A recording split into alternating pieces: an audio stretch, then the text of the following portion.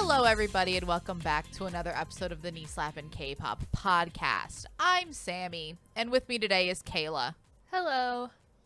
And today we are going to be starting a new series. Another new series that for this year, because we have no chill. No, it will go all the way through December, once a month, similar to the Scandal iceberg.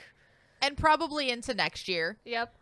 We are doing company reviews, K-pop company reviews. This is their end of the year. We're doing their employee review. You're gonna give them. We're gonna rate them. It's exactly. fine. Mm-hmm. It's that end of the year thing. Every job has to do it. Yep. But for this, so we got the inspiration for this mainly just because there's so many how X group was mistreated, and we didn't want to do that. No. We have a lot of opinions and thoughts on that, but we don't want to do that format. And also a lot of groups that's about, I don't know enough about to really have strong enough opinions on them to make a whole episode out of it. No, so not our episodes. It was easier for us to just go through all of her. We're going to get through smaller ones now, but this year we're hitting all of the mid-tier and big four companies. Yes.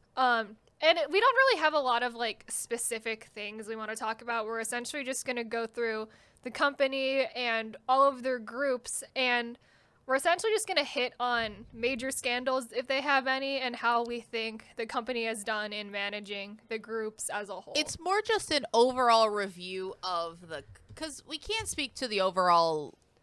We're not going to get into company history, company politics, CEO changes. That's not for... Yeah, no, we're that's not for hitting a different thing. Yeah. But what we are hitting is just overall how the company has managed each of the groups over time. And honestly, just the differences of how they've managed the groups. Because we're not going to go chronologically. We're going to go by group chronologically. Chronologically by group debut. Yes. Yeah. And just go through that whole history and just how they've managed the company. And genuinely, it was interesting because oftentimes you see this for every K-pop company. This was mainly born out of the idea that every K-pop group has quote unquote been the most mistreated K-pop group. Yes. And genuinely, they have not. It's not correct, really. That is not correct. I think that also this is coming from a thing you need to know. We are adults. We are in our 20s. We have actually had jobs. We've had actual professional jobs before. We also work in, you work in more of a corporate setting. Mm-hmm. I work in a very money-based. I work in medicine. We work in a very money-based economy. We work in STEM. And also, we I think a lot of... You'll find us almost defending the company in a way. And not that we think these companies are good people. We don't. But when you hear us say, I can understand why the company did it, it's not because that's the right thing to do or the moral thing to do. It's because it's the logical business thing to do. Because at the end of the day, these groups are products. Yeah, that's unfortunate to say because they're still also people. But the group is a product. Yeah, the bottom line is the K-pop industry is very toxic. There is no getting around that. That is just how it is. It is never going to change. It's always going to be toxic. There are a lot of problems with it. But essentially all groups are going to be facing some type of mistreatment in some way or another during either trainee days or actual group management days. Mm-hmm. It's kind of inevitable. We are already fully aware of that, and we understand that it's a very toxic industry to be in. And so instead of sort of diving into just general mistreatment concepts that sort of exist in this industry as a whole, we're not really focusing on that. We're going to focus more on, company-based decisions on how they're managing their group. And this is not us again, you're going to hear us say things like, well, I can understand what happened. Mm-hmm. It's not that we're saying that these groups, don't deserve basic human rights. Yeah. Not saying that at all. All of these companies are extremely toxic, and nor would I ever want to be a K-pop idol entirely because I don't think I could ever be treated in this way. Mm-hmm. And that's just the thing of we're going into more specifics on how these specific groups were mistreated or how the company as in the company culture, because from looking at we've only written 2 of these scripts, but just from looking at the 2 companies we're doing these first 2 months, they have very different views on how you handle quite similar scandals, honestly. Oh, yeah. 100%. And it's more going through that. Yeah. As opposed to your day-to-day, like, yes, all these groups had, like, your basic dating ban. All these groups had your basic trainee culture is extremely toxic at all times. We already know being this. a K-pop trainee is one of the most, like, I can't imagine how your self-esteem survives that. Mm-hmm. But that's not really what we're getting into. We're getting into more specifics. Yes. So if you don't know anything about your this is not for new K-pop fans. Not at all. No. Get a little background into how just toxic the trainee culture is, and then come back. I would like to just give that as a blanket statement for this entire podcast. A lot of the episodes we're writing specifically this year are not for new K-pop fans at all. Because we don't do K-pop 101. We do K-pop this is like your third year course. It's like you've been here for years and you're kind of interested in deep diving into it a little bit more. That's like what we're doing this year. So. Or you're like an older fan that kind of wants to reminisce about things that like no one remembers happened except for us. Yep. Apparently. Yep.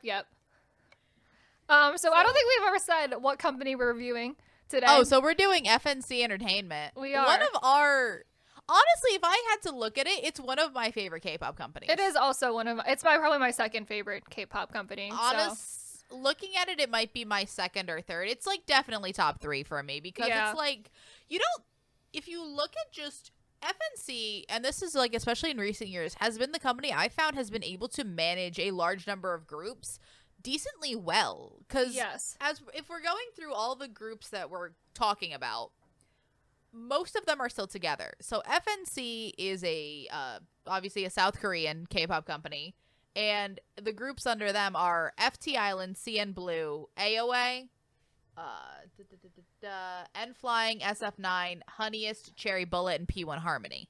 Mm-hmm. They also had a soloist named Janelle at one point in time. I didn't include her in the script because she was kind of there, and she did solo stuff, and then she left. There wasn't anything like big or interesting that happened with her, but she was in FNC. And for the most part, we are going to only be talking about, and going forward, we're really only going to be talking about groups, and then possibly touching on solo projects that some of the members have had. Also, especially when we get to like the big 4 companies, we cannot hit every single group that the company has, or we would be here for 5 hours. Like, so. Yes.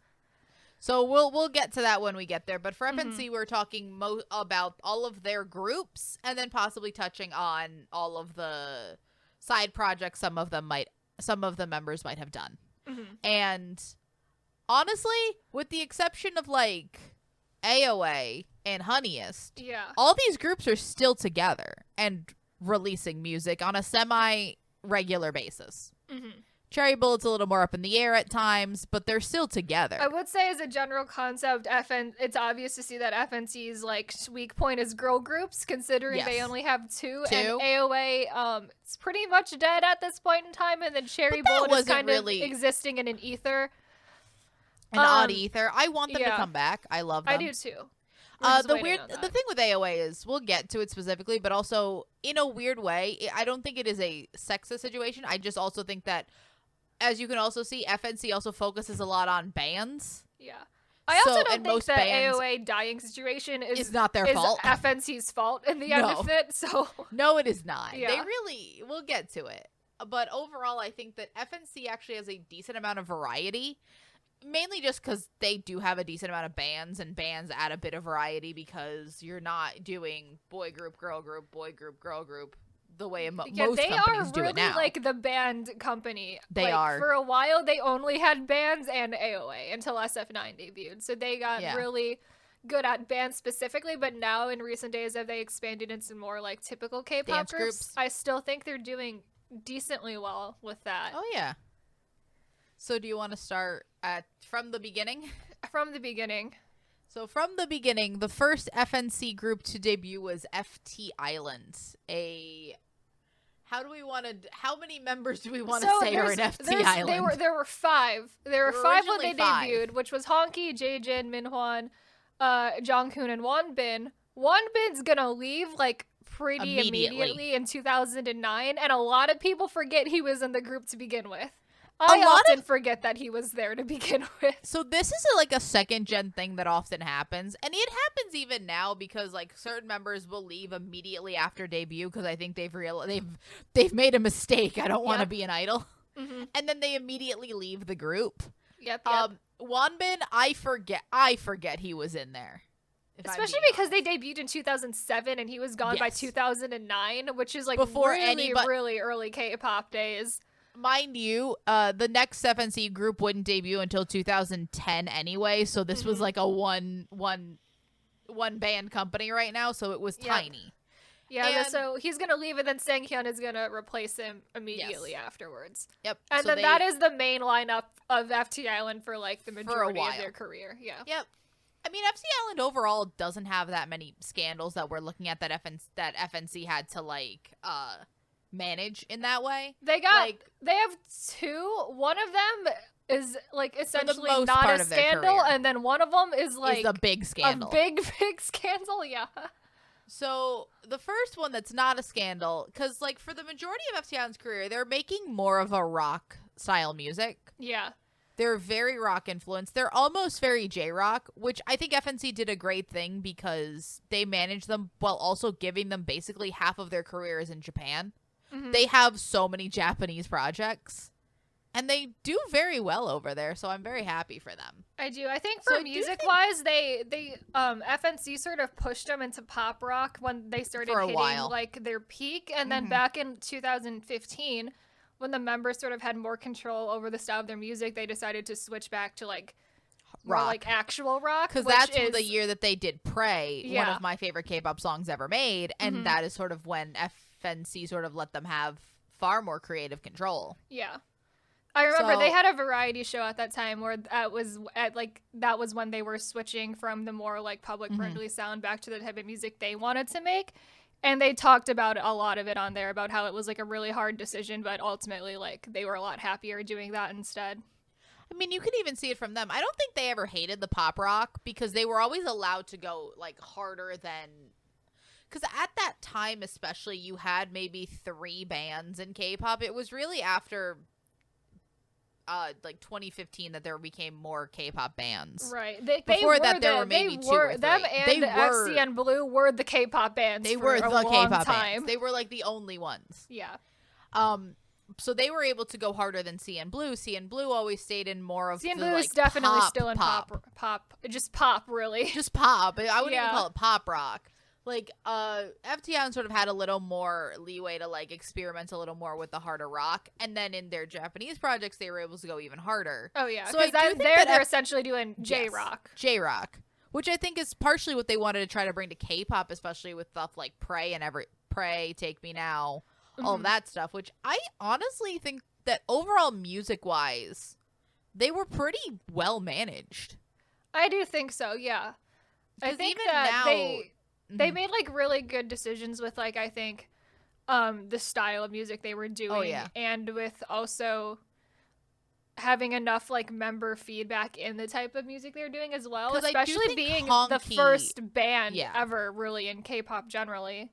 I also think that Honky has a lot of I would give him a decent amount of credit with that because he always seemed very in control of, because that's the thing about bands. While in a K-pop group, sort of every member gets a focus equally, or they attempt to, or you can sort of manage that. I would say, especially for an idol band, Honky is the face of FT Island, more so than most other idol bands have a face. It's partially because of personality, partially because of he was able to do some more solo music, and also partially just because of the style of music that FT Island makes.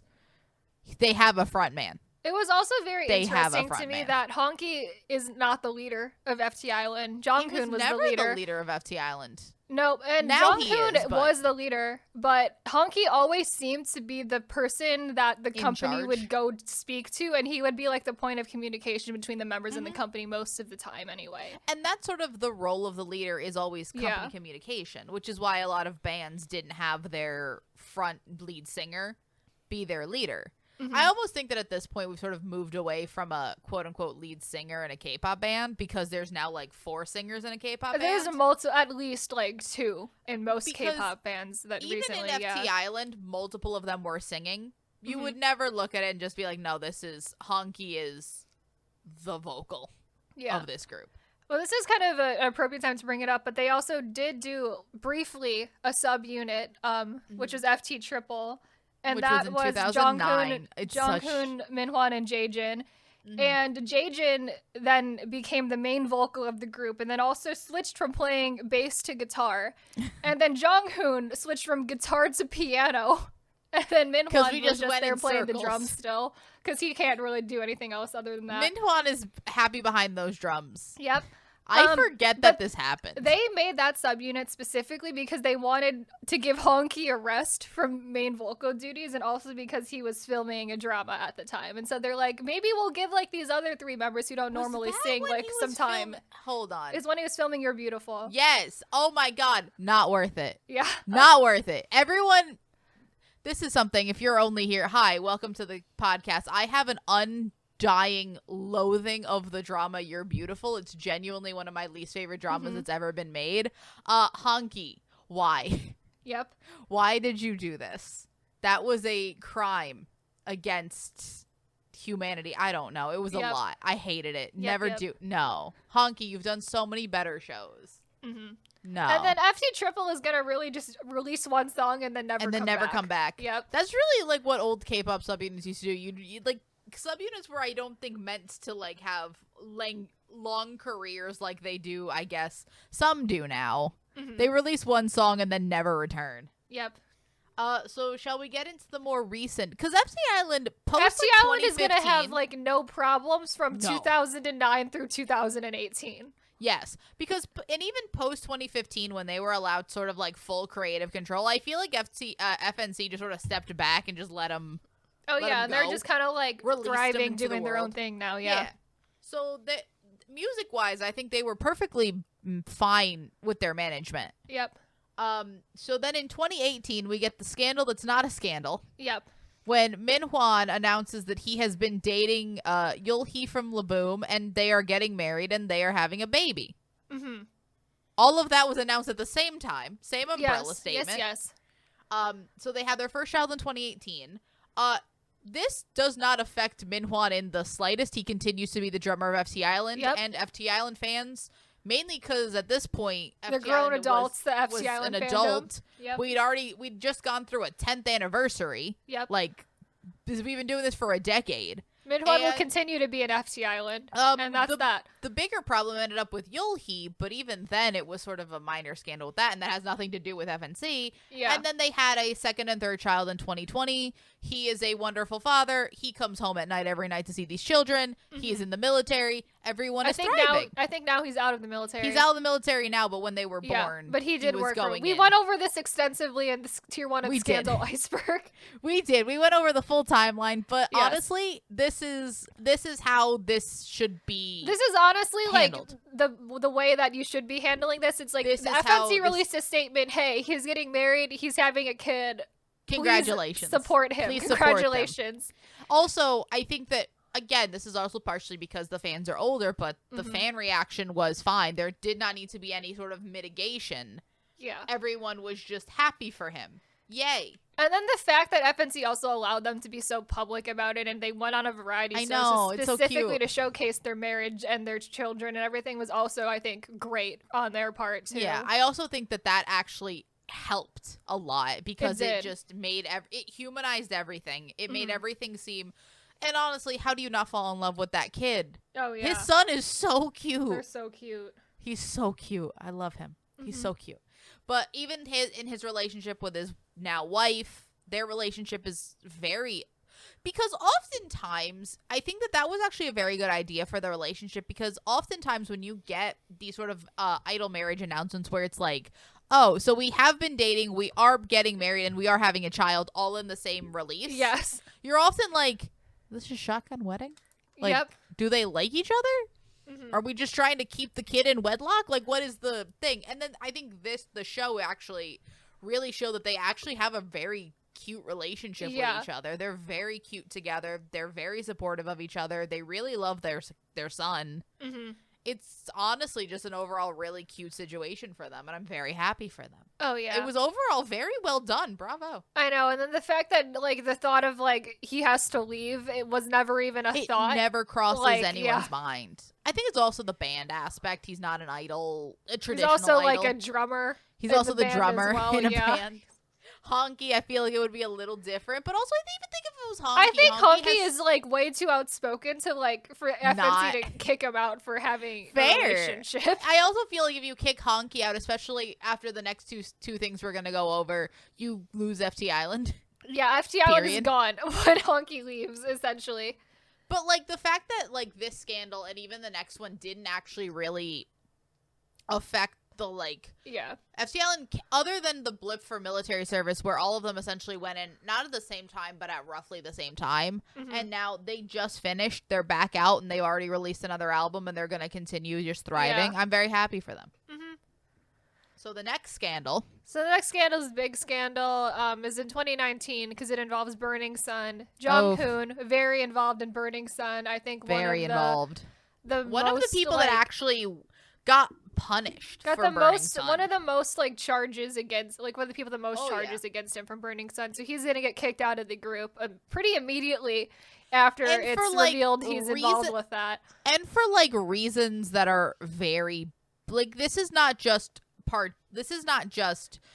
because all of this stems from if you don't know Burning Sun, it's based on the group chat that was being had not necessarily in the club, but like with the idols in the same group chat. And he was sort of an active participant in making the content for that group chat. Yeah, he was as opposed to just viewing. He was way more than just being a member of the chat, which a couple other idols were just kind of there. He was definitely more like of an active participant there. So that is he was why his charges were so much like he was sort of making the content that some of the idols were viewing. Yeah, not that any of that is right, and not that any of that is a good thing, but he was sort of more involved, and so he would get kicked out of the group.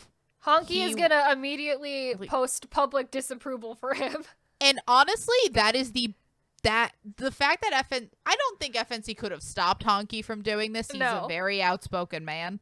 But the fact that they didn't make him take it down, the fact that I think it might still be up, the fact that it probably is. It probably is, because I don't feel like you could make him take anything down. But the fact that, like, the company also didn't make a statement minimizing anything. They sort of let the members, like, handle this themselves. Yeah.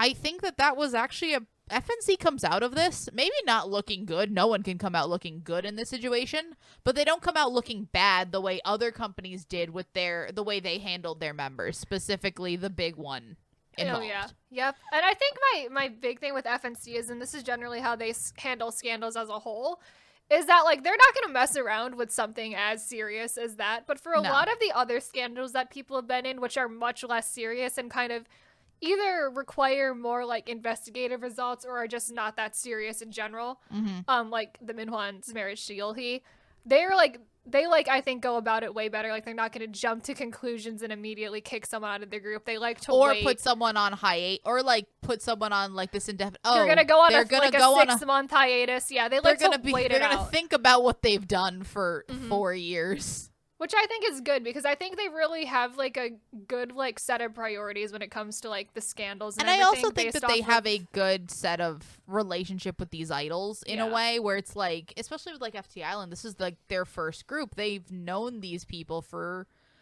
over 10 years at this point. And I think that whereas a lot can be very reactionary with very young idols, it's harder to be reactionary with people you've known for years. So overall, I think FT Island was handled quite well. Yeah. Like, I think that overall they don't necessarily have, a lot of people can say, well, they're not as popular as they should be. And I'm like, yes, but that's also the public. They also they debuted in 2007 and like definitely had a peak, and I think FNC did a really good job at sort of maximizing like the success they got out of that. But now not just that, but years later now, and they're not like a group they're still can't going. keep that success for that long, but they're still going, and their fandom is still there and supporting them. So I think that's all that really matters. I mean, I bought a new FT Island album like a month ago. I was happy to see them back. I think it's one of those things where a lot of K-pop idols are like, oh, well, they're not big. I'm like, no, they're not going to be big forever. That's the tide of time. You sort of, it's like a bell curve. You plateau, but the fact that you can keep an idol group, I mean, we're in 2022 right now. They debuted in 2007. Mm-hmm. We're almost at 15 years at this point. Yeah. Like, we're getting there. So honestly, I think they're doing pretty good for the fact that we're still here to begin with. Yeah. And also the fact that they just lost another member. Yeah, Sanghyun also left, so we got they're now 3 members. There's 3 members of FT Island.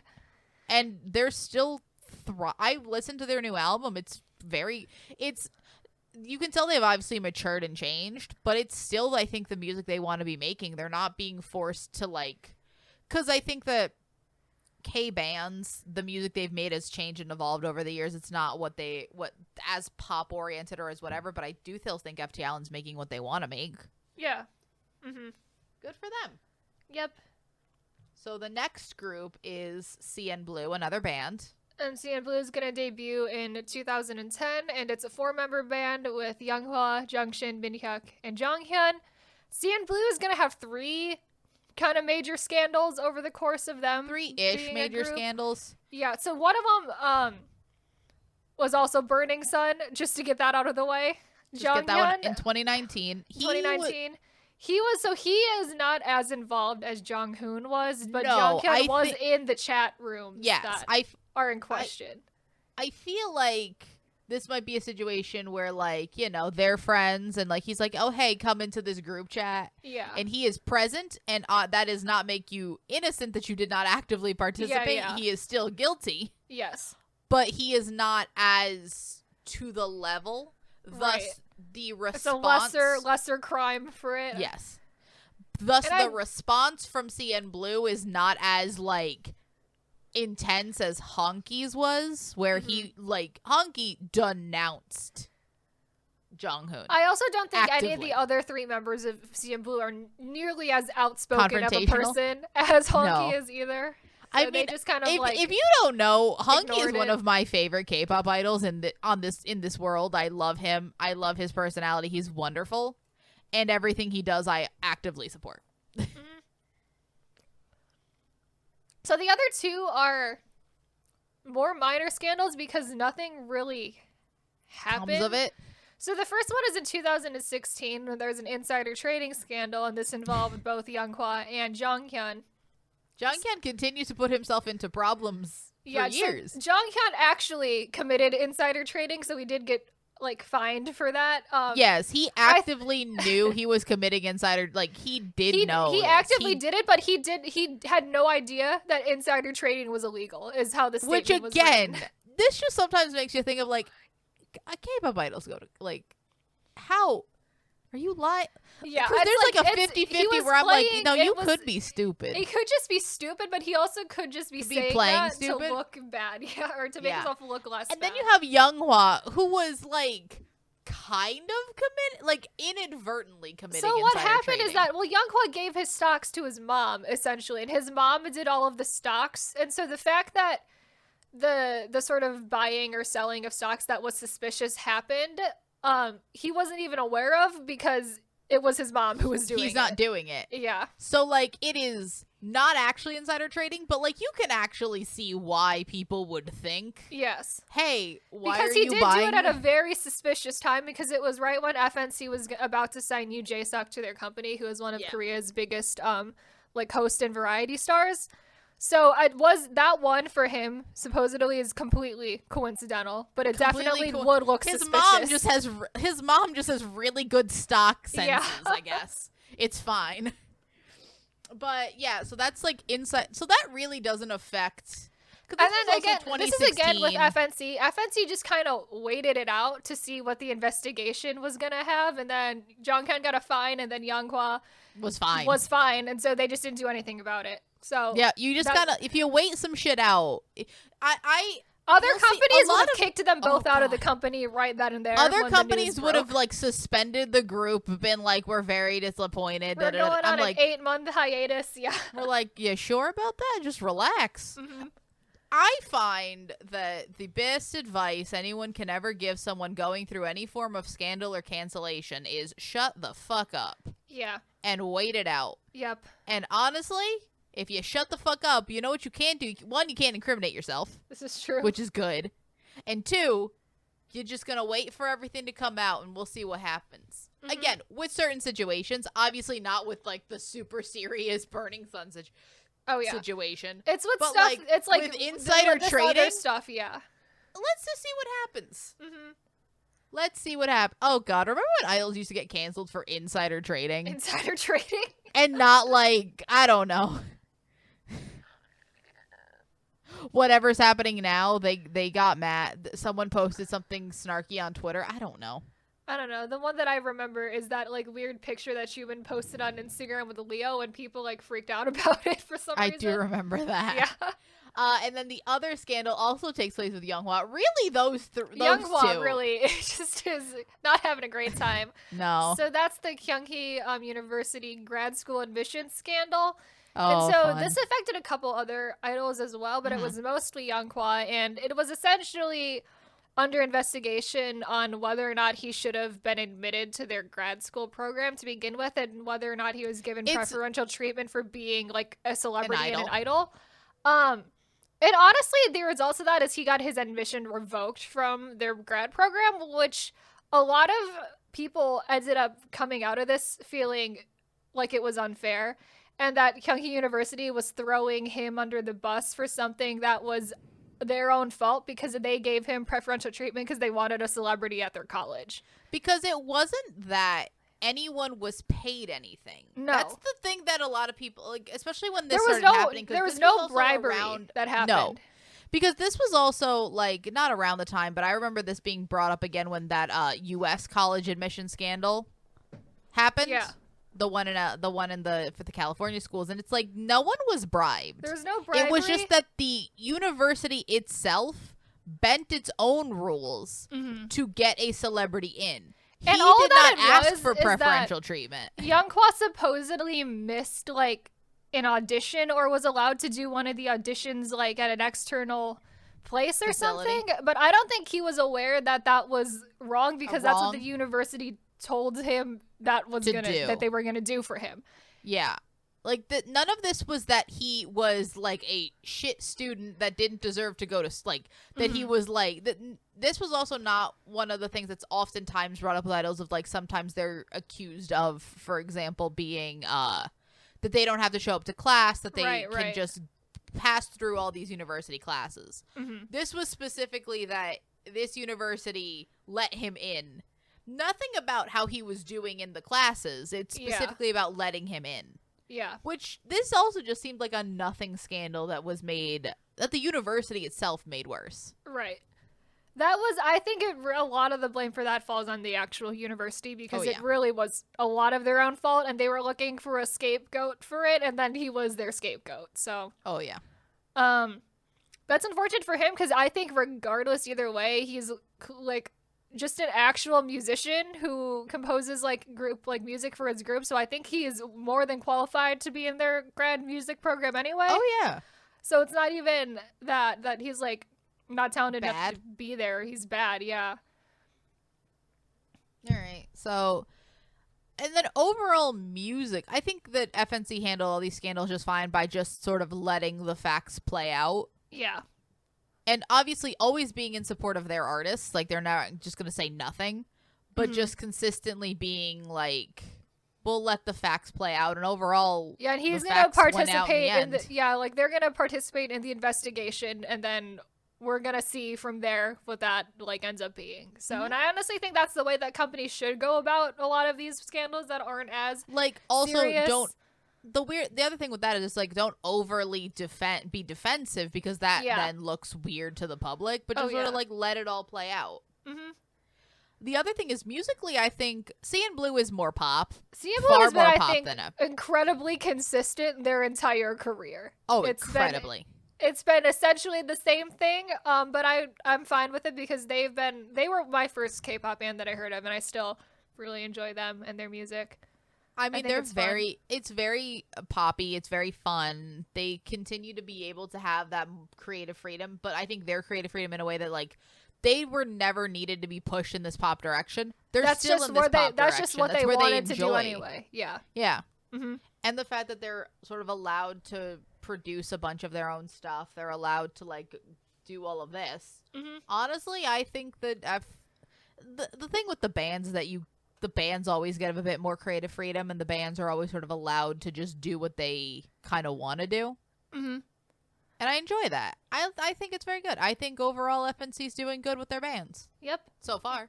Yep. Now we get to a bit more of a murky situation. Yeah, so we're going to get to AOA, who debuted in 2012, originally with Taejong, Seolhyun, Chanmi, Yuna, Jimin, Mina, Choa, and Yukyung. A lot of people forget about Yukyung, but she was there for a while. She was actually there for 4 years. People forget that. But she kind of... She sort of left before they hit their, like, big stride with their sexy concepts. Like, she left before your Heart Attack. She left before. Well, she was there until 2016 technically, but she just wasn't in their other, like, comebacks because she was there specifically to be a drummer. When AOA had their dual concept of half the time they were going to be a band and some other part of the time they were not a band. But the other thing is that they were not a band for a really long time. They were a band for maybe 3 songs, and then she wasn't there for any of their, like, good songs. She wasn't there for Miniskirt because they don't need a drummer for any of that. Because once they released Confused and then realized that AOA did really, really well on, like, sexy girl group concept, they abandoned the band concept immediately, and then she was left with nothing to do. Oh, she didn't do anything for all of those years. I assumed before she officially left that she was gone. Yeah. Because they didn't do anything. She was still technically there, but she was just, like, I guess, sitting in the FNC basement, dungeon, just doing nothing. Yeah. Yep. Mm-hmm. So that was sort of a situation that, like, it's unfortunate for her, but overall, it's just the direction of the group ended up changing so much more than I think what they expected that it just she kind of got shoved to the side. And it's not even that they immediately dropped the band concept. They tried the band concept out for a good 2 or 3 songs. Like, she was in 3 or 4 songs. It's just that when they realized that they hit a much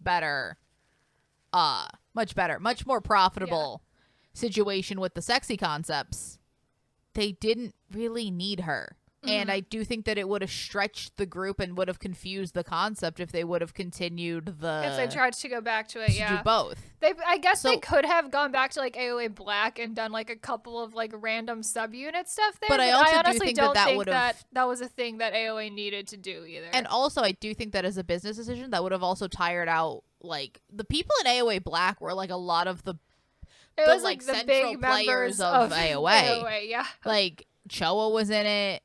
Jimin was in it. Who else was there? Seolhyun wasn't in it. Who else was there? No, I think Yuna was in it. I think Yuna was in it. I think there were only... Yeah. So I do think that, like, then having them have to separate their time into those 2 groups would have just been Mina was the other one in it. Yeah. I think having to separate their time between those 2 groups would have just not been a good overall idea for AOA. Mm-hmm. So I think that unfortunate for her, but I think a good business decision at the end of the day. Mm-hmm. So they have another subunit, which is AOA Cream. That is Taejong, Yuna, and Chanmi, who are essentially the 3 least popular members of AOA, and the least, like, busy with other, like, activities. Yes. And so FNC decided to put them in a subunit. Which I think is, that's more than a lot of companies will do for their less popular members. Mm-hmm. Look at Willem. Sungjung's still not doing anything. He's not doing anything at all. He's just kind of existing there. Yep. But they only had 1 comeback, but it was more of a cute song than a lot of other AOA's music tended to be. And I also do think that after that, AOA kind of goes into a weird, murky period where I don't doubt that they probably would have tried to give them another comeback if other things hadn't happened. Yeah. Oh, yeah. So then in 2017, Choa leaves because at that point they are like, I think it was creative differences is what she ends up saying. Yeah. Mina leaves in 2019. So they end up losing two of their two members. Two of their core members. Like core members, yeah. And then, so they sort of need a reinvention, so they go on Queendom. And I genuinely think that there are questionable decisions for a lot of groups to go on Queendom. AOA was not one of them. I fully understand why they went on that show. They did, like, great on Queendom, too, as well. Not just that, but they're one of the few groups where I thought that they kind of needed Queendom. Mm-hmm. It was a lot of groups on that show. I'm like, why are you here? What is going on? There was a lot of questions. With AOA, I understood why they were there, what they were doing there. They kind of wanted to sort of they had just lost these two like major members of their group and still wanted to prove that they were and also hadn't had a comeback in a while at that point. In a while, yeah, since I think like 2018 or like it was 2018 the days when they did Bingle Bangle, and I don't think they did anything in between that. Not after that. So Choa left for health reasons. Health reasons. My apologies. Yeah, the vague health reasons. Mm-hmm. But I do think that like they didn't want to. It wasn't a full reinvention, but it was just showing that they could continue to do maybe not the same concept. It was still a sexy concept, but not the same kind of sexy concept that they were doing before. It wasn't like full heart attack. It was like that more mature sexy concept, which I enjoyed from them, and I think that really did help. I think it was really good their for them. Career wise. Yeah. So then, yep. We hit the great thing with Queendom. Big one. Yeah. And I think FNC did a very good thing with Queendom. That was a good decision from FNC. And then they also were one of the only groups to immediately have a comeback after Queendom, and then essentially stuck to like a very similar concept to what they were doing on Queendom as well, which I think that was a great move for them as well. Yeah, no, they did a very good job with reinventing, keeping the group relevant, reinventing the group in a way, and that was very, very good idea. Mm-hmm. So then we get to... Yep. So 2020 is when we get the Jimin Mina bullying scandal. Fake, quote-unquote fake bullying scandal. Quote-unquote exaggerated, quote-unquote fake. The water is so murky right now between all of this that I don't even know how to describe this situation anymore. It was so clear-cut, and then it was not. Yep. We also extensively went over this in Tier 1 of the Scandal Iceberg as well. Oh, yes. So there's a lot more talk about that there, but essentially... There's a lot of... It's not even back and forth. It was a lot of Mina piling on. Yes. And then Jimin apologizing, people taking the information in front of them, which is, oh, she's now apologizing. She is saying these things. Must be true. Yep. And then sort of other things come out, more information, and then people adapted accordingly. I think that I don't want to blame people who took Mina's side in the beginning for being stupid, because you weren't. You just took the information you had at the time. But I do think it's a lesson for all of us to know that sometimes things you read on the internet are not 100% true. Especially when a lot of it was at the time was very one-sided. Like you were not getting so much speculation, anything from like any other perspective other than Mina at the time too. Oh yes, because Mina was just consistently releasing like more and more statements about details. So many details, so much. But essentially after that happened, FNC removed Jimin from the group but didn't kick her out of FNC as a company. But then she left at the end of I think she left the company officially early this year. Because it was a contract expiration date. So yeah, so she decided not to renew her contract. Yeah. And then also, Yuna also decided not to renew her contract. Which, honestly, at this point, the state that AOA is in, sure, yes, fair. Everyone should just go. All of you probably need to just, not here's the other be thing. There. Just continue to be managed by FNC while doing your individual activities, which is what a bunch of them are doing. That's what I think Solhyun's doing. Solhyun, I think, is just going to be an actress and a model, but is just going to stay in FNC because they've been managing her well enough separately. FNC sort of handled this situation as well as you could. They didn't, everyone... I don't know how you handle the situation better. They facilitated a lot of, possibilities for Jimin to like talk to Mina and Mina's side of the thing, and for Jimin to like publicly apologize and like meet Mina so she could like personally apologize like face to face. And so they're trying to do as much of that as possible, but at the same time I don't think they wanted to just completely throw Jimin out the door. Yeah, because I think they also probably, a lot of their staff probably knew that Jimin wasn't like 100% responsible for everything that was being said there. And I also don't think that they could have you're also then stuck in that tight space of people saying, well, why didn't they defend Jimin? And then there's the problem of you're still dealing with a court of public opinion. You don't necessarily want to be the person that's going to come out and be like, well, this person is a lie.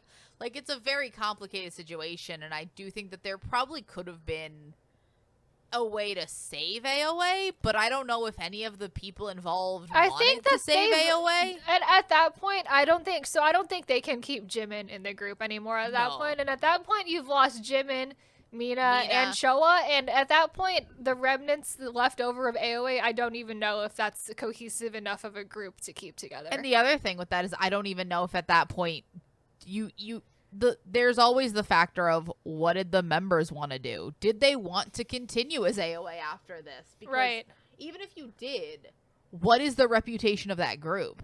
Oh yeah. We saw what happened with Tiara group. We also saw what happened with Tiara. Like, do you want to continue this group? Tiara had to go on like hiatus for like 4 years before they did anything after that. That was with most of Tiara still being intact, with only 1 or 2 members leaving.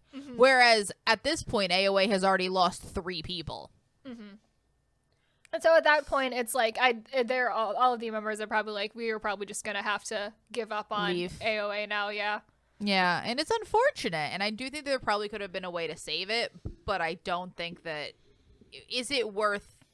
Because, again, you have no idea how the public is going to react to any statement you make. Yeah, and then it's like, so FNC, are they responsible for this? In a way, yes, because indirectly the environment that they allowed, like, this Mina Jimin conflict to happen, like, happened under, like, their management and their watch, in a way. But also, can you control people's individual... Like, they're employees, like... And also, I think at a lot of the time, AOA is, like, an older group, too. So this isn't just, like... This isn't petty, a bunch of kids. Like elementary, middle school level drama. It was, like, adults. Almost full-grown adults having problems with each other, too. Not just that, but, like, you have to think about this. This is a workplace environment. If you've had a job, there are people in your workplace you don't like. Is your petty drama that you have with this person the responsibility of... Like, it's the responsibility of the company to not let it affect their work. Yeah. And it didn't. AOA looked fully cohesive as a group.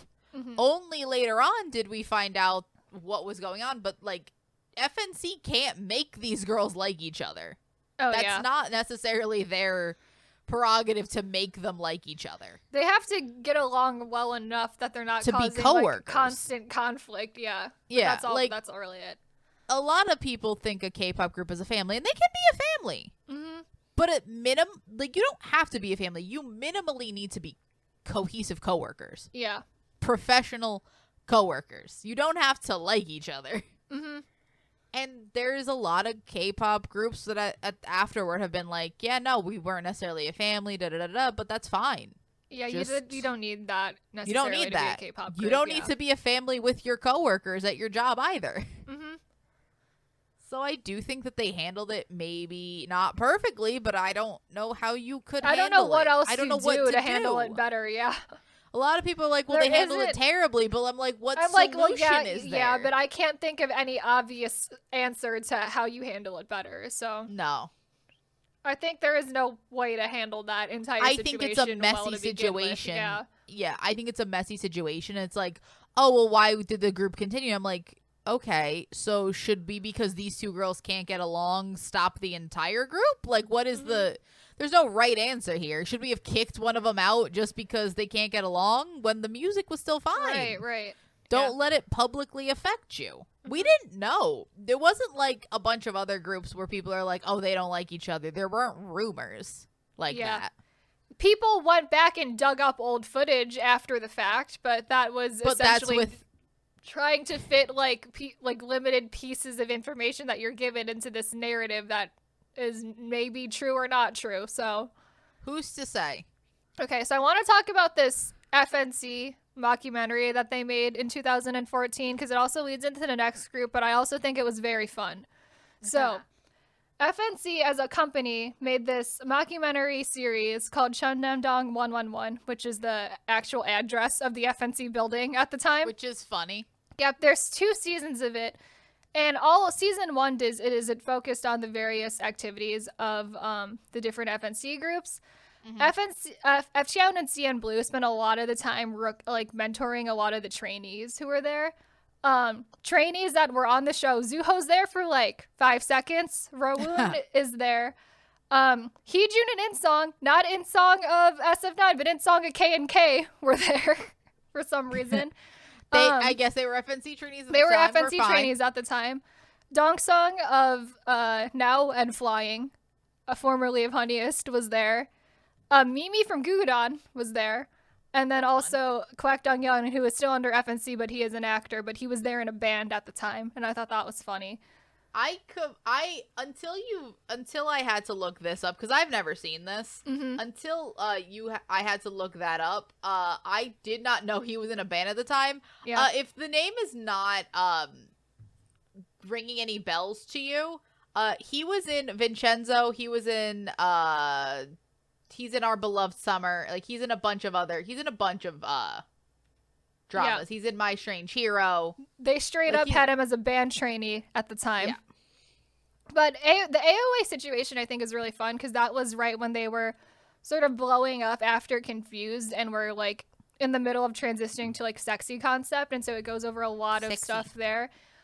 A lot of pretty toxic K-pop stuff because it showed how they were pretty restrictive on their weights and their diets and everything too, and how they were struggling with that a lot. And Flying also got a decent amount in season 1 because, so this is a thing that FNC did with both also Cnblue and FT Island, is they send all their bands off to Japan for a couple years before they debut just to promote and sort of do band things over there because the sort of because the market there is different and bigger Korea in Japan and more. So they come back from Japan at the end of the show, and then they're sort of giving this company-wide concert that the CEO is going to be overviewing to see if they're ready for debut or not. And they passed that, and then season 2 of the show is essentially just about N-Flying and all of their pre-debut things that are happening. This is almost the most fun way to do, because this is essentially N-Flying's pre-debut show in a way. In a way, both season 2 especially. Yeah, but it's very fun to just sort of. This was the most fun company documentary I've seen. It was super enjoyable. Also, the CEO, the actual CEO of FNC at the time, was a big character, and he's just kind of an incredibly awkward human being, but also trying to connect with his artists better and failing at every point that he's doing that. But also, it was just fun to see some little company interaction. I mean, obviously, they still keep the women somehow separate in, a weird corner. What they will say is that Junil, I think, has more interactions with members of, Cnblue and FT Island, because they said that the CEO at the show was saying, she is the only one of our female artists who will straight up just, barge into my office and tell me her opinions on stuff. Here. Which is very fun. I want more of... I like how humanized it also made FNC seem as a company. And yes, it is all fake. Yes, it is all mostly staged. But no one we're not emotionally traumatizing these kids for shits and giggles. And the thing that was also good is it was showing the less glamorous sides of it too, because it was with all the trainee stuff, it was showing all of their monthly evaluations and how brutal those are and how strict the person who was in charge of managing all the trainees was over them and everything too. So it wasn't just everyone's happy and having a fun time. You also got a little bit of the less fun industry sides of it too. And it's also sort of, it's in times like this, it's how we know what a K-pop trainee, because you hear all the time about the restrictions and the weight and all of that. Yeah. But it's different seeing it. This is one of the few times it's actually been shown on screen, as opposed to just, we know it happens. Of course it happens. And the reason we know what that is because you can say the monthly trainee evaluations could go like one of two different ways, like how they're viewed. They're viewed as brutal and cruel because we've seen what they actually are. If you just said, oh, they do a monthly evaluation, you don't actually know what they say. Mm-hmm. You could just see it as, oh, it's a monthly evaluation. It's a progress check. Right. No, they're cruel. They're very like stringent, and they kind of have to be to make the product that they're making, which is these extremely proficient idols. Yeah. That's how idols now, when they debut, are at fucking like levels that you wouldn't reach until you were 2 or 3 years old in like second gen K-pop. Mm-hmm. That's just how it's going, and they're getting more. So I do think that it was good to see that. There was a couple of other scenes in the show that I just really enjoyed personally. One of them was with Jimin when she wrote a rap for one of their songs and was going to get paid royalties for it. And then the entire episode was about how much money is she going to make. And so like members of FNC and Cnblue, who obviously make royalty money, were telling her what to expect. And then she gets her paycheck. It's like $1. Yeah, it's very much the reality. Because again, she's writing one rap and they're writing full songs. I love genuinely, my favorite thing is just, it is also partially because they're bands, but FT Island and Cnblue, I think partially because they're bands and partially just because of the personalities in those groups. Mm-hmm. Just, they say what everyone, one, is thinking, and two, they're just so fun to watch. I remember a scene where the CEO literally just shows up to Cnblue's dorm unannounced, and all of them are like, what the fuck are you doing here? Why are you here? Why are you here? Because by this point, in 2014, like, Cnblue is 4 years old, FT Island is 7 years old. Mm-hmm. Like, these are your staples. These are your boys. And they're essentially at that point, like, well established enough that they can just go walk into the CEO's office and have conversations with him, both about, like, business and music, and also just about, like, life. And generally, like, just any, like, basic stuff, too. So I enjoyed it. Another thing I liked was that this show. It also shows, so Kwangjin of N-Flying was in the original lineup for Cnblue, and then got replaced with Junction for, like, at last minute for like very at the time like mysterious reasons, but then the show does tell them like having a conversation about that and what the two of them were feeling at the time and everything, and it was like very nice because it's like very cute, and he's like, I think you are, like, because Kwangjin was like, I think you are like very much a good replacement for that group, and we're probably supposed to be there to begin with, and now Kwangjin has his own band and he's like super happy there and like is enjoying that a lot too. So that was also very cute. I like that a lot. And so that which is very funny if you think. Speaking of Kwangjin, which is very funny thinking about the future of him. The future in like 3 years later. Yep. So now we move on to it's their pre-debut show, which means that they debuted. They did. So 2015, N-Flying debuts. And Kayla, please tell me the members of N-Flying. So it's very confusing. So first of all, N-Flying's debut got pushed back by like almost a year because Sanghyeon suffered a still like pretty debilitating knee injury that was bad enough that it got him exempted from military service. So the man is apparently in constant pain from this knee injury, and I don't think anyone was aware of the fact that his injury was that bad. It was when that injury happened. When it happened, I remember it happening. Yeah, I remember it happening. It's like, oh, he got a knee injury. I'm like, okay, he's in a band. That'll be fine. Like, and then later on, it was revealed like 2 or 3 years later that he was exempted from military service, and we're like, why? And it's like oh, the knee injury. And I was like, that's the knee injury that delayed their debut. And I was like, I was not aware that was that bad of a knee injury. Yeah. So N-Flying debuted in 2015, at the time a 4-member band, and those that had Sanghyeon, Hoon, Jaehyun, and Kwangjin. And that's where we were at debut N-Flying. They're going to release Awesome and Lonely. We're going to go on a hiatus for almost like 2 years, essentially. Then post Produce 101 season 2 success. Mm-hmm. We're going to add Hwaesung to the group. Add Hwaesung. So and we're going to completely rehaul the group's concept as well at that point. They now have 2 singers, and one of them is fucking incredible. Like, Yep. Belter. So now we've just started like having intense emotions because in N.Flying. N.Flying started out as like kind of like a hip hop rap band, which is why Sang-hyub was there, because he could rap and he could sing. Yep. FNC realized that that wasn't working out for them, and so I think they spent a long time looking for a main vocalist. Hwaesung has literally told the story. He was cast off of the street. The CEO saw him on the street one day and was like, "Can you sing?" And he said, and he just did. And then he was in FNC, and here he is. And then he went into Produce season 2. Attempted to be. It is still the funniest thing in the world when you look up videos of him dancing. It's so cute. Yeah. It's so cute. But also he's not. Gets to do a lot of dancing, but he's not a dancer. He's not a dancer. There's often times where you're like, oh, damn, he wanted to be a dancer, but now he's stuck in a band. No, he didn't want to be a dancer. He didn't stuck in a dance evaluation in Produce season 2 because he was so low ranked, he didn't get to pick what he wanted to be in. So that's why That's the right round? That's the right round performance. That's the right round performance. All the vocal spots were taken, so he was in right round. Yep. So at this point, after they had Hwaesung, it is a 5-member band. Yes. Then the next year gets into our first N.Flying scandal. Yay! Which is a scandal, also not really a scandal, because he essentially got accused of, or it's not accused of, because he did. He was dating one of his I think it was like the manager of one of his fan cafes or something. I think so, or like one of the fan sites, something like that. Yeah. So the official statement from that is that he voluntarily chose to leave the group to not ruin N.Flying's image anymore.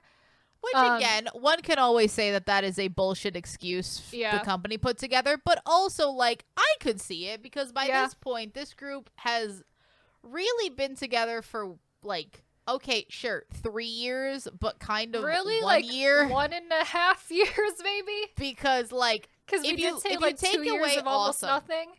Yeah, if you take away Awesome, which, again, is, like, a different group. If you Awesome go by, and like, Lonely also came out pretty close together as well. And then we just had a lot of nothing after that. You could have, in theory, if this was a different group, adding Hwaesung and changing the concept like that, you could have ended up just re-debuting this. This could have been a re-debut, essentially, with a different name. But, like, it's a band, so that wasn't going to happen. Yep. And honestly, so, like, really, they were starting to get success after they added Hwaesung, so I can see him actively deciding, like, fuck. Yeah. After everything. Because it does look off if you're dating your fan. Also, like to say, he ended up marrying this fan, so, like, their relationship was great, yeah. I'm happy for him. So that wasn't just, like, him making, like, a dumb decision, like, this ended up being, like, a person that he married. So that was, like... But not also, what are the optics of dating a fan as an idol? That the optics aren't great. Work out too well, yeah. It's specifically, like, not just a fan, but like this is like the a fan site of manager cafe. Yeah, that's or whatever. Like, probably not like gonna. The optics it's not are gonna weird. Work out, yeah. Yeah, the optics are off. There's a weird power dynamic going on there. And it seemed like he cared about her enough that he would have rather left the group to still be in a relationship with her rather than to stay in the group and then break up. So honestly, good for him. Good for him. Yeah. Again, in theory, could he have stayed in the group? I don't know, genuinely, because there is that weird power dynamic. Mm-hmm. So, I don't know. Mm-hmm. I think it would have depended on whether or not they decided to stay in a relationship or not, whether or not he would have been allowed to stay in N.Flying. I'm saying as is, could he have had both? And I don't think he could have. And that's just like the nature of, like, should FNC have let him have both? I don't know, because really I don't think it was I don't know if FNC had a problem with it. I think it would have been a public reaction It would have problem. been their fandom would have had a problem with it, yeah. Because again, if I just hear Idol is dating fan, that doesn't sound great. Yeah. So they're going to be without a bassist for like 2 years after this happens.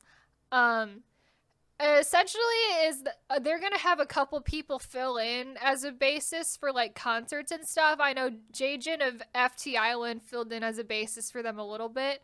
And then for like a year or so before they officially added Dongsung to the group, he was also just like around because as by their that basis. point Honeyest after had, Honeyest like buried. quote unquote disbanded, they just took Dongsung because Dongsung I think was he was at FNC for so long, and he just really wanted to be in a band, and so they took him and they had him play bass for like N-Flying's like live performances, and then in 2020 officially added him to the group. So yay, here he is. And so now N-Flying the members that we're at is Sanghyun, Bahoon, Jaehyun, Waesung, and Dongsung. So we're back to 5 members now. Honestly, and then they all resigned their contracts last year too. So they all seem happy. Yeah, they all seem like pretty happy. The one thing I will say here, honestly, I think that this is sort of an example of, you know how they always say, K-pop companies give up on their unsuccessful groups? FNC did not give up on Oh my god. They could have never heard from N-Flying after 2015. Like, you do not know how bad of an idea putting a hip-hop rap-based K-pop group was. They gave, and considering just the amount of member lineups that N-Flying has had and concept changes as well, like FNC just kept going, and I think now we're at a point where they're good because now they sell decently well and everything too, to like as well as like probably a band will can hope for. So now that they're at a point where I think FNC is just like happy maintaining them as a band, but we did so much in order to get them to that point, and I think that's really good on FNC for just not giving up on them. Because I think you can see this group being given up on. Oh yeah. A company would have just been like, well, this is, or like they would have attempted to do the member, like they would have tried to like change the concept without this was a very smart adding of people. Yes. And like everyone was just working so smartly. They could have just like silently and quietly forgot about them and like never added Hwaesung to the group, and then that could have just been it. They could have just died out silently and we would never hear from them again. Or they would have just kept charging on with the hip-hop concept and been like, no, we're gonna keep it going. And that would have also gone nowhere. Like I do think that this was them trying to make this group work and really smartly doing so, adding the right people at the right times. I even like with the Dongsun situation, like he was like they gave him time to like get acclimated with the group before adding him fully. Like it was such a smart way of doing this. And because I think again, by this point after losing and adding so people, it worked. Is why I think that works from now. I think other than Hwaesung, who was literally casted for FNC off of the street, all of the other members of N-Flying, including Dongsung, were trainees at this company for so long. I think Jaehyun was there like 10 years or something before they finally debuted. And I think that helps when they're going through so many different member changes because they all were already kind of like friends and familiar with each other beforehand in like trainee days and everything. The thing with it is that I also feel like they welcomed Hwaesung because it would be so easy for like, oh, we're getting this new member that we don't know. He's been cast off the street. He's done an idol show. And also now our concept is changing almost to fit him. That is a very easy thing to fuck up. And I think what they were saying is that I think N-Flying they were aware of the fact that FNC was looking for a member to add to their group. That's sort of what Sanghyun had given a statement out when they added Hwaesung. Is like, we have been looking for a really long time for a member for this group, and then Hwaesung came along and it just seems to work perfectly, and like we're gonna add him to the group, and I think it's gonna be for the better for all of us. And they do seem to actually have a very good bond. Like this seems like it wasn't just a hastily made decision. All of these seem like very smart decisions and like thought out decisions. I like it's funny that a lot of the fans of N-Flying say they have a rotating maknae concept because every time a new member gets added, the maknae is just, we get a new maknae in, and also the average height of the group gets shorter every time they've added a new person. So that's funny. Yeah. That's very funny. So yeah, no, I think that this is, honestly, they had to do a lot of work with N-Flying. They had to put in so much work to get N-Flying to the point that they are now. And honestly, I will say this, a lot of companies wouldn't have put in that work. No, honestly, not at all. You got to give FNC a little bit of credit for like So many other companies would have given up on them, like, within the first couple of years. So I really take a lot. Would they still be, like, making comebacks? Sure, they'd be making 1 or 2 comebacks, like, every 1 or 2 years. Mm-hmm. Not the and flying is consistent. And they flying make is on like 2 comebacks a year. Yeah, they're on the pretty consistent like FNC comeback schedule. So I'm happy doing for great. them. Mm-hmm. And they also are allowed to do fun side projects. I love 2 Idiots. I love that. Oh my god, it's my favorite thing ever. 2 Idiots. It's great. That's super fun. Yep. So then we have, do we talk about Dancer Band or? We can talk about these sorted together with SF9 and Honeyest with Dancer Band. So in 2016, FNC did their own survival show called Dancer Band, and that was, they had a dance idol group and a band idol group, and they were going to compete against each other to see who was going to debut first. And the dance group is SF9, the band was Honeyest. And let's be honest, this show was one set up for SF9 to win. Yep. And also just like their stakes were so much higher than Honeyest. It's unbelievably funny. That Dancer Band is essentially SF9's like debut show. Like with Honeyest as a minor recurring characters. There is no chance that that show is going to end with Honeyest winning that show. Like there's no way. To put this into perspective, Honeyest, their motivation was that they were going to debut now instead of at a later date. Yep. That was their motivation. SF9's, their motivation was that if they did not win, they were going to be disbanded and never debut. Well, no, their stakes were 3 of them were going to get kicked out of the group. 3 of them were going to get kicked. I thought they were never going to I thought that they were going to disband the group. If Honeyest won, they were going to debut first. And then if SF9 lost, they were going to debut later, but 3 of them were going to be removed from the group. But this show was sort of set up for SF9 to win. It was 100% set up for them to win. And also it's funny looking at like the punishments and rewards they got for winning each round is that every time Honeyest lost, Honeyest had to become like weird like maid butlers for SF9 essentially, because one of the times they had to clean their dorm room and the other time they just had to like cook a bunch of food for them and everything. And then when SF9 lost one of the rounds, they went to like military boot camp, but which sounds bad, but it was also like a good like teamwork bonding experience. So it wasn't really losing. So again, they get to bond and Honeyest gets to be slightly humiliated on television. Who's to say? Who's to say? But that's how that show went, and that was sort of made for SF9 to win. And that's just how all these shows go. Yep. That's how all of these shows are rigged. That's actually probably a very good way of putting sympathy with SF9 and making them. And I think really what they wanted to is like they were sure they were going to debut SF9, but I think they just wanted to give Honeyest some publicity. Probably. So that's all they were. It's hard to debut a band, guys. Bands are hard to debut. Yeah, as we'll see for the future of Honeyest, it didn't go very well for them. No, it did not. It might be because they lost, but who's to say? Who's to say? But to continue with SF9, SF9 is like a scandalous group right now. There is like no scandals for SF9. There's like I have nothing to say. The only thing like because they literally they debut in 2016. I have nothing to say until 2021 when they go on Kingdom. And then re-sign their contracts 2 years early. Yeah, SF9. Yeah, don't worry about SF9. They've already re-signed. All of them. We're going to have SF9 for a while. We will. But the thing with that, and then on Kingdom, everyone is sort of revealing what they want to accomplish. And the thing with SF9, the only thing people can say is, oh, damn, they're tall. I don't know if that's a compliment or an insult. I don't know how to take that.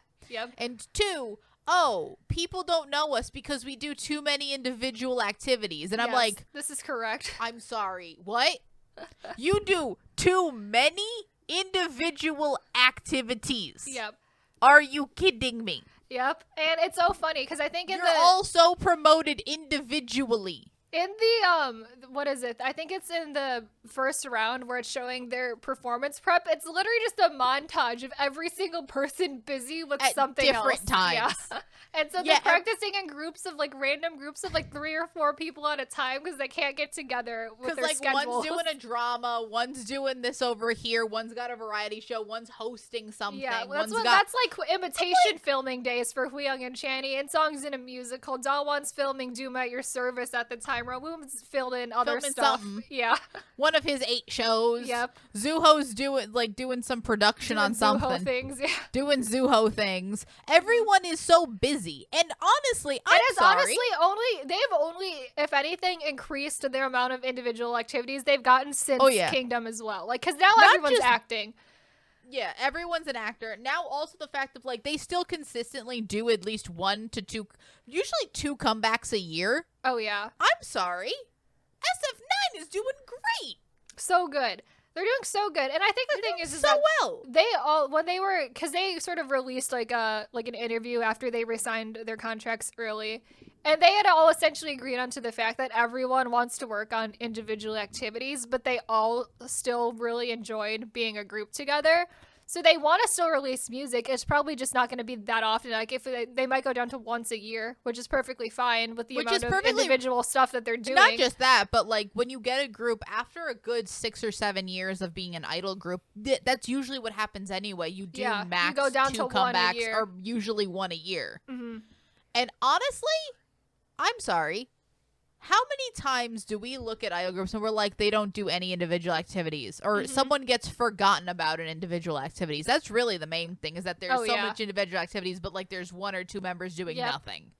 SF9 does not have that problem. Every single member, all of these people are doing things, or does musicals, or is doing like solo production on other songs stuff, or like web dramas. Like, there's literally everything. Someone is doing something at every given point in time here. Yes.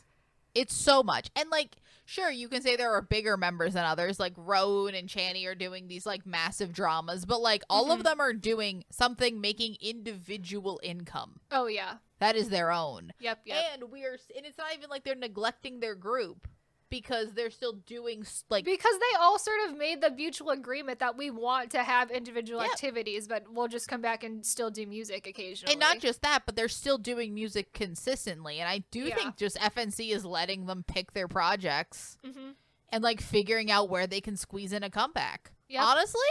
They're doing great. They're doing so good.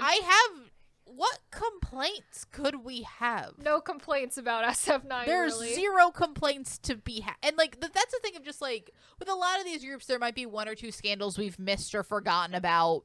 But both of us are massive SF9 fans. Yeah. So I, like, pay attention when their name comes up in the news or whatever, or, like, a scandal happens. I'm like, I cannot remember a single thing. No. There's literally nothing for them. I don't know. Like, I don't know how you end up with a K-pop group this far out with, like, 0 scandals. Yep. And, like, no mismanagement, and no one's mad, no one's left, no one's angry. It's also what the like, fuck? Super great. None of, like, they haven't lost a single member since debut too, because I almost feel like any group that has a number in their name is almost cursed to lose a member at some point in time. But SF9 is still here with 9 members strong. 9 members who all signed 2 years early.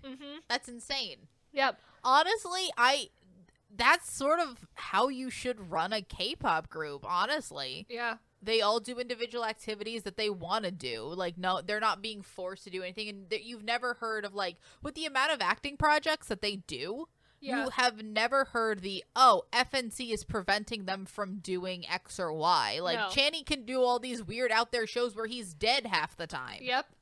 And it's fine. Honestly, it's shocking. It is. Good for them. It's really great. Good for them. They're doing so good. I'm so happy for them.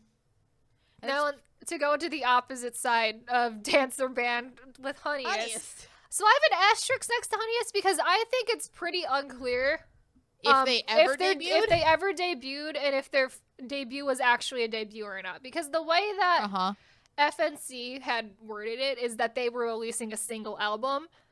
Nowhere had they ever stated that Honeyest was debuting, because they never got a debut showcase. They never went on music shows, which I think they would have done for a real debut. Probably. I think they were just releasing the 2 things that they did. They were just releasing a couple of single albums pre-debut. I really do not think that they officially ever debuted, is my opinion on it. So the fact that they're disbanded is like also with an asterisk, because I don't know if it was ever an official debut or not to begin with. You can't disband if you never debuted. Mm-hmm.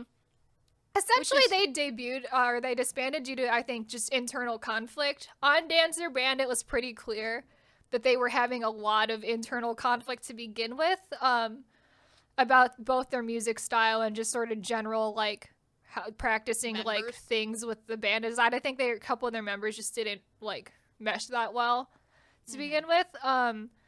Cholman wanted at some point, because they started putting Cholman into acting and web dramas as well, and I think he decided he just wanted to do acting instead. And then the other members, I don't think they didn't have their heart set on being in a band really, and so they went their separate ways due to like personal differences. Except for Dongsung is going to stick around, and then after they quote-unquote disbanded in 2019, they took Dongsung, because Dongsung is still here really wanting to be in a band, and they're like, hey, you're a bassist, you know who needs a bassist? And flying. And like, now he just, like, it did take a little bit for them to warm up, because again, hello, new person. Mm-hmm. But it's very fun. They're now just like a very cute group. They've accepted him in. Everyone's happy. Dongsung has literally been at FNC for so long as a trainee that he was also, I think, already pretty familiar with them. And then also again, considering as a friend, I'm saying as a group dynamic, it's a little considering more. They also had him just essentially be their bassist in live concerts. I think that was actually a really good. Again, I think that that's actually a really good thing that they did, because it's sort of like slow. It's not like, okay, here is this new person. Mm-hmm. Interact. Yeah. You sort of let them sort of become closer naturally, and then now you're in the group. And as soon as I was aware that FNC had Dongsung filling in as a bassist for N-Flying, I was like, they just got to add him to that group, because like why not? Like, why are we not just adding him to the group? Yeah. Fair point. All right. It was a very short-lived career of Honeyest. Very short-lived. The other thing with that is that I do just think that this was just a group that's like, maybe it's time for the Let It Go. Yeah. Because if that no one's was, that I invested, think, unlike and Flying, I think they were kind of beyond the point of fixing it. Yes. Just because I do think there was too much internal conflict there for them to be that cohesive. Yeah, you need to figure out what's worth saving and what's worth just letting go. Because if Flying seemed like they wanted to be saved, they kind of seemed like they all wanted to do their own thing. They just were like, we might as well just like leave, yeah. FNC knew where to pick their battles here. Mm-hmm. So then we get another girl group. We do. It's been a Finally, a hot second. Another one. And so in 2019, they debuted Cherry Bullet. They originally had 10 members: Bora, Haeyoon, Yuju, Jiwon, Chaerin, Remy, May, Mirai, Kokoro, and Linlin.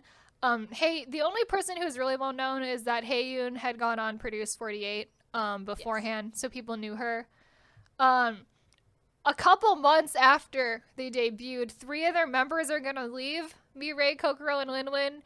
And Mirai is eventually going to re-debut in Pixie. Sure. Which is... So this is like where I see a lot of people giving like FNC a lot of flack for, is those 3 members leaving right after debut. I don't really know why, to be honest. I think with Mirai... clear. Yeah, it's not clear. I think with Mirai, I think it maybe was Cherry Bullet was not going a direction concept musically that she wanted to go, considering she's now in Pixie. And Pixie is very different than the Cherry Bullet concept. Yeah. And then people said, because I think a lot of people are under the assumption that it was racism, because 2 of the members that left, because Kokoro is Japanese and Linlin is Chinese. But Mirai also left, and they still have 2 Japanese members in the group. So I don't think that was a part of it really at all. And like, no one has necessarily spoken out and said racism. Yeah. They've sort of just been like, it's time for us to go. And again, also, Linlin was really, really young as well. She was the maknae. And so I think what they had said for both Kokoro and Linlin is I think they decided that sort of being an idol wasn't for them, and they were so young at the time that they just wanted to go to school and like focus on that for a while. Whenever an idol, because I think the first couple months after an idol group debuts it's not the most uncommon thing for first, I think up to a year after a group debuts. It's not very uncommon for someone to just be like, to just up and leave. Yeah. With very little explanation. And I do think that a lot of that comes down to deciding that maybe either I don't want to be an idol, or maybe, especially with like Mirai or something, the concept, I do want to be an idol, but this group is not necessarily the one I should be in. Mm-hmm. And that might not be necessarily a management thing, because like, let's say it was just Mirai, you can't change a concept because of one person. Yeah. Mm-hmm. And like, these kids are young. They're very young. Sometimes young kids make stupid decisions and don't know what they want to do. Mm-hmm. So they shouldn't, I don't know. Who's to say why they left? I think, it could have been racism. Like, with Lin and Kokoro, it might have also been, like, a cultural difference. Like, the culture shock was a lot for them. Especially if they're them so specifically, young. too. Because all it's listed is that, like, they left for personal reasons. Like, there is a whole wide variety of reasons that could have been. I don't think that it was anything nefarious, or at least there's no evidence that says that that is probably why they left to begin with. So I do think it was, like, they were just, like, not really feeling being a K-pop idol, or, like, specifically being in Cherry Bullet generally, too. Yeah. So yeah, I think that oftentimes the easiest explanation of maybe this wasn't the right group or the right time is better than going to the, we jump to, like, theory. Conspiracy theories first. Yeah. So after that, in last year, 2021, Bora, G1, and May are going to go on Girls Planet 999. Fortunately, none of the three of them are going to make Kepler, so they're just all back in Cherry Bullet now. And now we are just kind of waiting for anything for them next, because they haven't done anything since early 2021. Here's the thing. I see this as another possible and flying situation with the FNC trying. Yeah. I do think that another problem is that they probably need more comebacks. I think that might be the That's only the thing with them, is that they need to do something. Like, because they are like putting out like covers and like, like your like generic idol like behind the scenes like content and that type of stuff. But they do need to actually make a comeback. Do more at some comebacks. Point. Yeah, like we do need to do that. Last year, because you lost 3 members to Girls Planet, sure, you probably couldn't have done anything last year. But, like, even before that, even in, like, 2020, they only had, like, the one comeback. They needed more. They had 2. They had 2? Because everyone forgets about Aloha Oi that also came out that year. Whoops. Well, because that's the one that people forget about. We need more than one memorable comeback. Yeah. I do think that, like, I think that's the only thing I can give. Like, you gotta... The other thing oftentimes is that I don't think they're being super mismanaged, because they're trying to get their name out there. Yeah. It's just one of those, like, I think they're in, like, the weird end flying period where we debuted and we were doing stuff, and now we're just kind of, like, trying to reform and figure out how to proceed the next after direction. That. Yeah. Yes. And I do think that, a lot of people will call this, like, oh, they're being mismanaged. Look at them not doing anything. And I'm like, you do kind of have to give... Because if you just put out more of the same without giving a group time to sort of figure itself out... Yep. Like, there's so much K-pop content. If they put out, like, 2 or 3 bad comebacks, it's not... They're just not going to not even be ignored. People are just going to be like, oh, look, remember Cherry Bullet, the bad group? Yep. I feel like I'd rather have them take their time, so there's like a little bit more thought put into the comeback that I'm assuming they're probably going to make this year. So I hope we see them again, because I really like them. I think they're good. I do too. I think they're one of the as you can tell from how we sort of are trying to nominate them for all our awards, we like them a decent amount. Like, we want more from them. They're one of the best girl groups out right now, so I just think that they need a slight direction shift. We need a direction shift. We also just need to actually make a comeback is where we're at for them. Yeah. Fair. All of those are fair.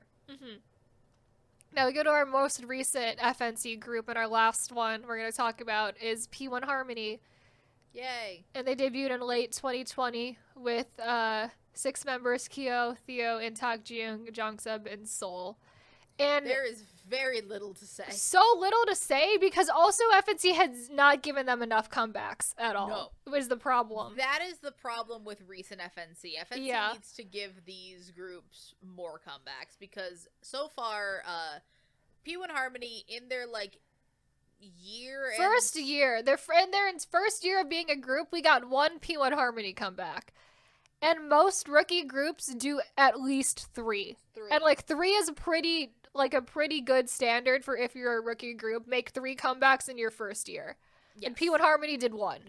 They did, yes. So far, we've had, in total, 3 P1 Harmony minis. Yes. That's all minis. They're all minis. That's all we got for them. That's all we got.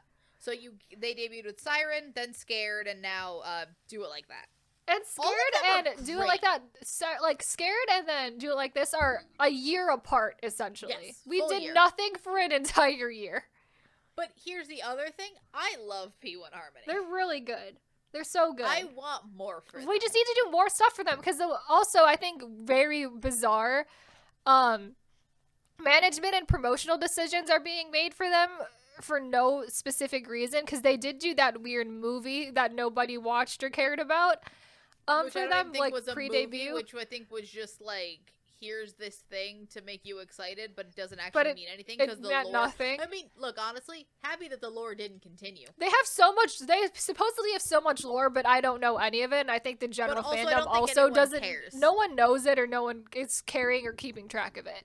I also don't think that FNC is keeping track of it. I don't see any lore in any recent thing that they've done, so I think they've given up on that. They keep releasing these, like, mini lore videos, but they don't mean anything, really. They don't. But other than that, they also sent them on this weird, like, unofficial tour through America right before they made a comeback in late 2021. No idea what the purpose of that was. We did get a lot of concerts. We couldn't do a concert, but we did a bunch of weird, like, YouTube, like, videos with a lot of various people. Is essentially all that came out of that.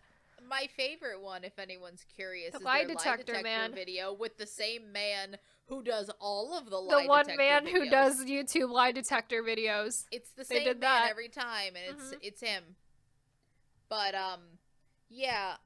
Somehow I feel like FNC's management has gotten worse the farther down this list of groups we went. Because it's like, because really Cherry Bullet and P1 Harmony we're just like, what are we doing here with either of these groups?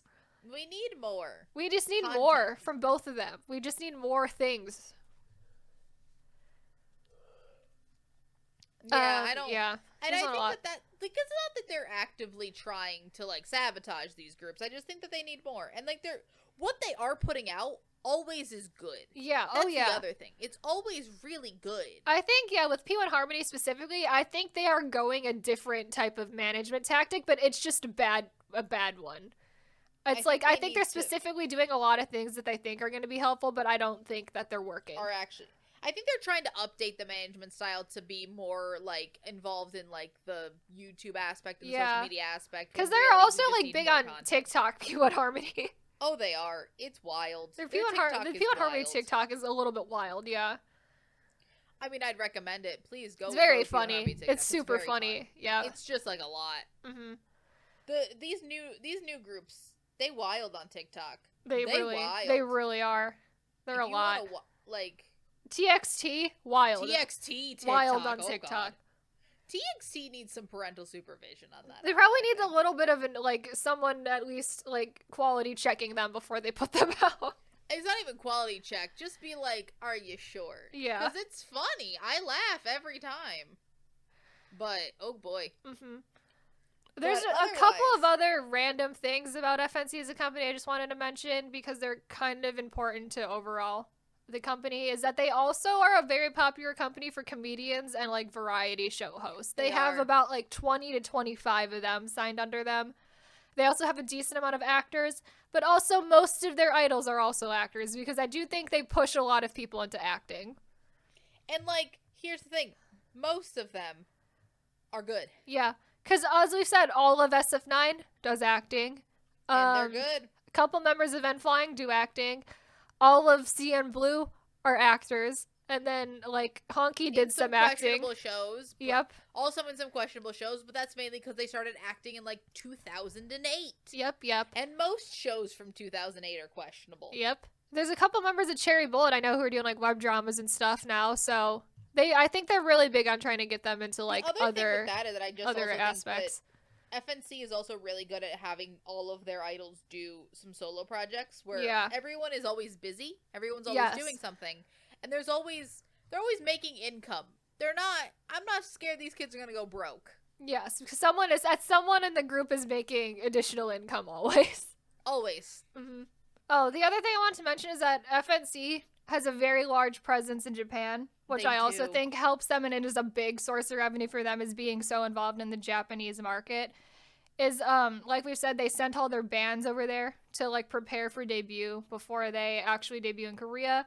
They also do their FNC family concerts specifically in Japan and not in Korea. For some reason. Yeah. There's also a weird variety show that they're sponsoring right now for a J-pop girl group called Who is Princess that's airing in Japan. And it was a little wild when I found out that FNC was the company that was in charge of that show. Because it's just a full on accident. It's a full J-pop show, so yeah. They're also doing that over there. Yeah. Mm-hmm. I also don't think that has anything to do. I don't know if they will be managed under FNC in some capacity, but none of them are FNC trainees. Like, these are just. It is just like FNC is, like, for some reason producing the show. Yes. Yeah. They're just production. They're not necessarily it's not their trainees. Yeah. They're not involved with this in that way. Mm-hmm. So, what do you think overall? Pretty good in terms of a K-pop company, I would say. I mean, they have the problems every K-pop company has, which is, I think, their management of these newer groups is getting a little bit questionable. Weird. Yeah. But I honestly think a lot of new groups are being managed weird. I think we're just in an oversaturated market. So honestly, what do we want to give them out of? What do we do? Do we give like a grade, like a 5? A grade? Yeah, or do we go grade or we go stars? Let's go stars. Stars is fun. 4 stars? I don't know, because here's the thing. I think we're gonna go real low. Yeah, because I think, like, if, like, well, do you want to do it out of 10 stars to give ourselves, like, more like, leeway for the scale? Yeah. And give them, like, 9 out of 10 stars. Yeah, let's go 9 out of 10, because honestly, no one's gonna get a 10 out of 10. Everyone fucking sucks. Yep. But in the general scheme of things, they're pretty good. They're pretty good. Like, well, the biggest complaint is, like, mismanagement of a couple of the new groups, and it's not, like, physical abuse of your idols. I mean... And also, like, kicking them out, and also, like... Kicking them out for a scandal they were later found innocent of, or something, so, yeah. Honestly, and I don't even know if it's mismanagement, if it is they're just trying It's just questionable management. It's just questionable management decisions. Yeah. It's not like they're not doing anything. It's like, because I don't think they're not trying. Things. I think they are actively trying, but it's just that what they are trying is not working. They're making poor decisions. Yeah. Honestly, we might have started with the best one, because I don't know if anyone else is going to get a 9 out of 10. I don't think anyone else is getting a 9 out of 10. I think we're only going to go down from here. Oh, and we're going to go down next month. So by a lot. We're going to go down a lot. Next month, we have decided. So next month for our March edition of the K-pop company review, we're doing Cube Entertainment. Yep. So I feel like that's already bound to be extremely worse. So. Oh, yes. Yep. Because I always find that FNC and Cube occupy a similar space in my mind. Mm-hmm. Where I'm like, they're both, like, medium-sized K-pop companies. And one of them is doing extremely better than the other. And then you think of the specifics, and you're like, they are nothing alike at all. Damn. No. Nope. It's a bad time. Bad time for Cube Entertainment. Spoiler alert. Spoiler alert. Yep. So, that's been our episode. That's been our review of FNC Entertainment. If you like this episode... We are available on all major podcasting platforms like Spotify, Apple Podcasts, Overcast, all of those fun places. We also have a YouTube channel where we post all of our episodes, as well as extra fun clip videos every month. We also have a very inactive Instagram and Twitter account. We don't use them, but they are linked in the description of every episode if you would like to follow us there. And with that, we will see you in the next episode. Bye. Bye.